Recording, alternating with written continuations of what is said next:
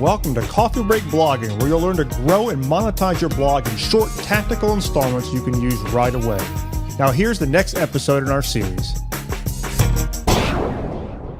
Hello there and welcome to Coffee Break Blogging. My name is David Risley. First of all, I want to start off with a little item of news for those of you who are subscribed to the podcast on the app, on iTunes. We have fixed the RSS feed here for the podcast. Now, the reason I say that is because I've said several times here, and hopefully you know by now, that Coffee Break Blogging is a different kind of podcast, and the fact that these episodes go in a order. And the order starts at the beginning of finding your niche and stuff like that, all the way up to the point of having a profitable online business based around your blog. And it goes in that order. And when you put everything together, Coffee Break Blogging is a full course. Okay, it's a full course, just happens to be in podcast format. Now, when I started that particular format here at Coffee Break Blogging was about at episode 30. Problem is, for the longest time, if you tried to go back that far inside of iTunes, you just simply couldn't do it. You simply couldn't go back that far. Well, we have fixed that. The reason why, the technical issue behind that was because of the size of the RSS feed when I put all those episodes in there was just too big for iTunes and it wouldn't work. But we have fixed that. We basically had to remove the transcripts. The transcripts for all these episodes are still there, available in the show notes, except that they're now only linked to as a downloadable PDF. They're no longer included in the post itself, and that allowed us to get the size of the feed down to where iTunes is rosy and happy. So now you can actually go all the way back to episode 1, before it was even called Coffee Break Blogging. It was called the blog program back then. You can now go all the way back. And in fact, if you are a subscriber to this podcast in the app, you've probably noticed that your app is probably downloading a bunch of episodes. In fact, I looked at my stats last week and we had a big, huge spike in downloads on this podcast, and that is definitely why. Okay? So that's the news. If you want to catch up with us, kind of come up to speed, go on back to episode 30 of Coffee Break Blogging and listen in chronological order, and you'll come up to speed to where we are today. Now, where we are today is we are talking about various aspects of monetization in our 7-stage process that we're following here. And specifically, the last few episodes, we've been talking about membership sites. And on that note today, I want to talk to you about how to get your recurring members to stick around longer. And we do that using a process called onboarding. Okay. Now, onboarding is what happens to a member right after they join your program. Okay. Onboarding is essentially an on-ramp. Just think of it like the interstate. Somebody goes up the entrance ramp to the interstate and they get up to speed before they merge into traffic. Well, it works very similarly with your membership site. When they join your membership site, they've basically gotten onto the on-ramp.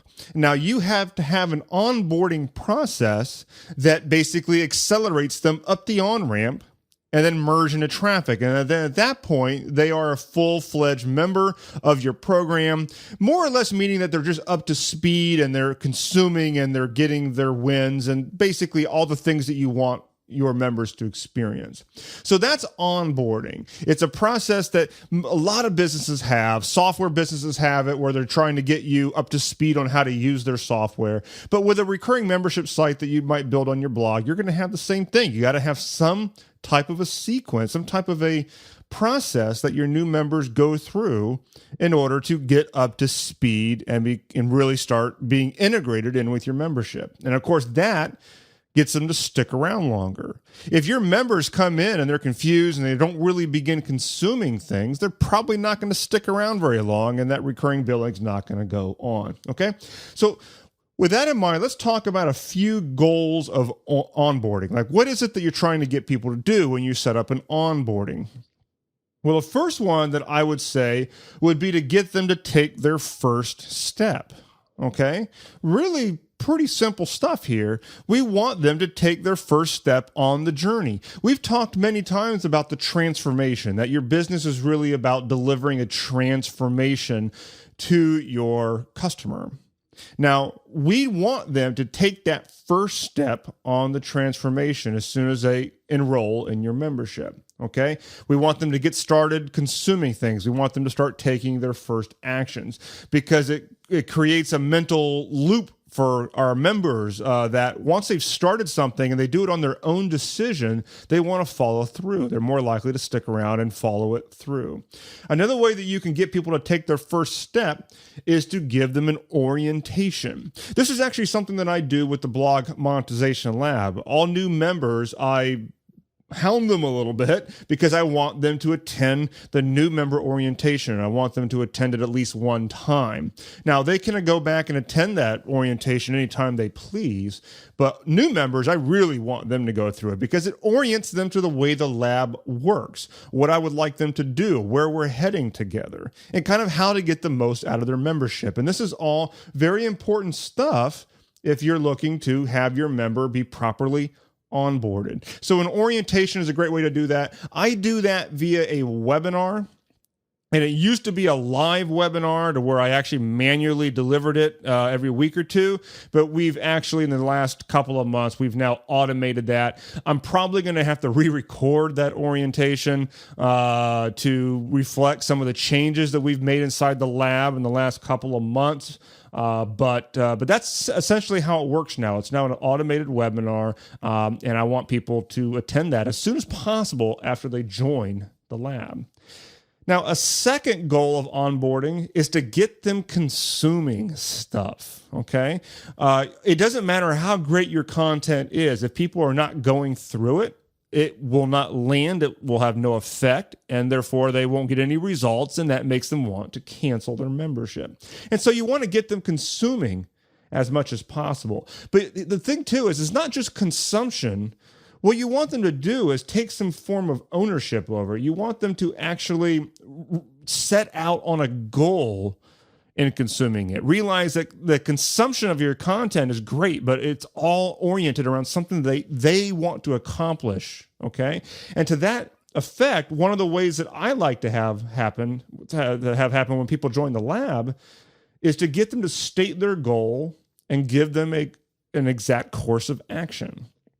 Now, the orientation is one way of doing that. That sets forth the course of action. Another thing that I'm going to be doing inside the lab is setting up tracks. It's not in there yet as of this recording, but I'm going to have different tracks so that people can basically select the track which most applies to them. If they're brand new and they barely have anything up and running, well, that's going to be a little bit of a different track than somebody who already has an established business that they're just looking to grow it. And so that is one way to do it. It'll provide a very clear course of action. But the other thing is to get them to state their goal. Get them to state and own where they want to go. And one way that I do that is to have the progress logs inside the lab where people can actually log their progress in their business inside their account. And so one of the first things that I want people to do when they join the lab is to enter their first log entry. I want them to let me know where their business stands now and where they're looking to head in the next 30 days. And that kind of sets them forward on a goal of consumption, but also action inside their business. And they kind of own that because they're actually telling me that they are going to do it. And one of the things on that form is I actually asked them to assign themselves a deadline on when they're going to get it done by. Now, obviously, I can't hold their feet to the fire on that, but just by the action of saying, yes, I do intend to get this done by a certain day, it helps with the follow-through, okay? Now, another thing that's very important about a good, solid onboarding process is to get them to experience a win as close to the beginning as possible, okay? Get them to experience a win. Get them to make some forward movement on that transformation, but make them really realize that they just made that really solid forward movement. And if you can get them to do that and they associate it with your membership, they're going to stay in your program for a while. Okay? So as an idea, this again is not in place yet, but I'm going to be reworking the onboarding process for the lab, and this is something that I'm going to put into place. I'm going to put together a member challenge. that when people join the lab, at some time frame in there in the onboarding process, I'm going to nominate them into a challenge. And this challenge is going to be something that all lab members are going to go through. And it's going to basically be the shortest path to income. My goal is that when somebody joins the lab, they're going to make back a certain percentage of, maybe if not all, depending on how much they, if they're an annual or a monthly member, that's going to make a difference. But the idea is I want them to make back their investment in the lab, and I want it to happen very shortly. Now, imagine the power of somebody who comes into the lab who, let's say they're at ground zero. They really don't have a business yet. And let's say that by following this challenge in a certain time frame, they make their first sale on the internet. And they do it by following the material inside the lab via this challenge. They are going to love the lab at that point because they've just made their first sale, something they have never done before. Very concrete progress, okay? So that's an idea that I'm going to be doing. You can look at your memberships that you might be putting together or planning and think about how you can do it. How can you get people to experience a good, solid, concrete win as soon as possible with your membership? And in my case, I'm going to do it via a member challenge. I just haven't set it up yet. It's on my to-do list. All right. The last thing I want to mention in terms of a goal of the onboarding process is to get them to take ownership in their membership, okay? Get them to actually own it. And what I mean by that is to make it so it's not as if I convinced them to get into the lab and they're sitting there checking it out and they're all speculative and everything. No, I want them to actually say, yes, I made this decision and here's why. And God, well, I'm about to cuss. I shouldn't say that. I cuss sometimes in real life, but I don't want to do that on the podcast because I want to keep this PG. But anyway, the whole idea is that I want them to realize that, yes, I did join this program, and here's why, and this is my community. That's the way I want people to feel about it. And so some ways that you can do that, one of them is to get them to make a contribution to your community in that onboarding process. So because people, when they give to a community, they're mentally taking some ownership and taking some responsibility for it. So one possible way that you can do that is to have your members, as part of the onboarding process, tell them to go into your community and post a tip of their own, okay? Make them contribute to the community, okay? Now, another thing that you can do is simply send them some bling.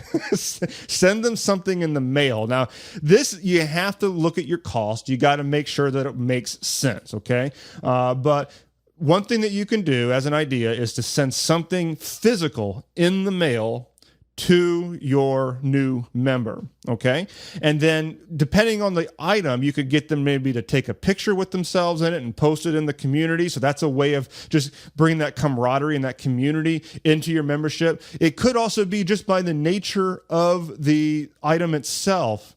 It could create a bond of the community. It could be a t-shirt. It could be a sticker that they stick on the back of their laptop, whatever it might be. I mean, I can tell you right now that us nerds, that's people who like our laptop, if we're going to stick a sticker on the back of it, we're going to be pretty committed to whatever that sticker represents, okay? Because that's the back of our laptop. That's pretty serious stuff right there. So it's just an idea, Now, you do need to watch your cost. If it's a really cheap item like a sticker, you can probably send it out to them right away with a little welcome letter or something. And with a good marketing automation platform, you can actually automate the entire thing. Now, if it's a little bit like a bigger item, like a shirt, and it costs you a few bucks, you might want to wait until their first monthly renewal or something like that, just so you don't lose money on this. You got to make that decision for yourself. But these are things that can help help your new members take some ownership in their membership, take some responsibility for it, and that'll help keep them in the program for a while. Okay, so these are all various things that you can build into your onboarding sequence. Now, in terms of how you're actually going to do it, it would simply be a new member autoresponder, essentially. So when people sign up to your membership, they're going to be put onto a members list, and you just set up an autoresponder on that list where the purpose of it is onboarding. Okay, so that all new members are going to receive the onboarding sequence. That's the way it works. So it's very simple, very simple. Now, if you have like some bling you're going to send them, you'll have to have some process behind the scenes that automates that, so that, you know, if you're going to set up a sticker, then when the member joins, some little message gets sent to whoever's providing your stickers, or I don't know, you got to work that stuff out. But that's essentially what it is. It's an autoresponder sequence for new members. Okay. So hopefully that was helpful, how to set up an onboarding process and get people to stick around your membership a lot longer. Now, I want to end off today's episode with a request of you to simply share this podcast with people that you know who you think might benefit from this material. Okay. Here's the thing. Internally, I've realized that here we are in episode 128 of Coffee Break Blogging, and I need to systematize better the marketing at the beginning and the end. Now, I don't want it to take a lot of time, but at the same time, that's one of the reasons why I do it. And I put all this stuff out here on the podcast in hopes that it's going to help you, but also motivate you to take action on the things that I say, and maybe also share. Now, one way that you can do that is to go into iTunes and post a review and a star rating of Coffee Break Blogging. And you can do that right now by going to blogmarketingacademy.com/iTunes. And that will simply shortcut you right into the iTunes profile for Coffee Break Blogging, and you can post that review. And I would be really, really appreciative if you get that done. Now, another thing that you can do is to actually share it out on Facebook and Twitter and any other network that you are involved with.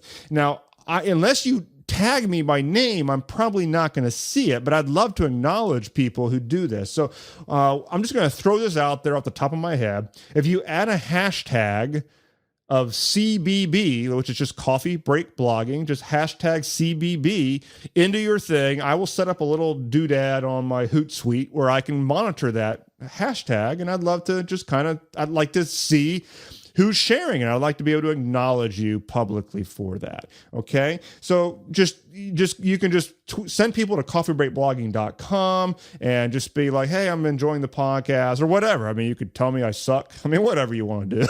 It's your tweet, your Facebook share. But if you add that hashtag of CBB, then I'll see it and I'll be able to thank you publicly and get connected. Okay.